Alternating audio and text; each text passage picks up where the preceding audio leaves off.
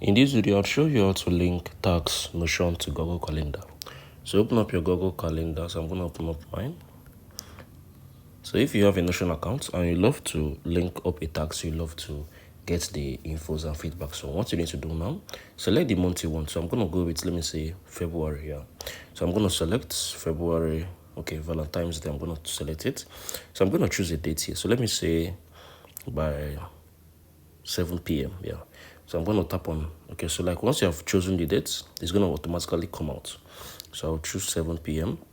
So you need to add up, let me say, Notion reminder. Make sure you watch what I'm going to show you now. You need to add up, okay, you need to select the time, select all of this. Then you're going to be able to see the URL option here.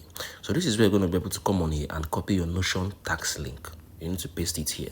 Once you have pasted it here, you need to come on here and add up, or you need to enter a detail you want. Just enter it here on the notes option.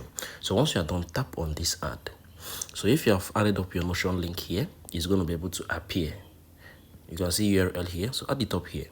So if you found this video helpful, make sure you share, like, and subscribe.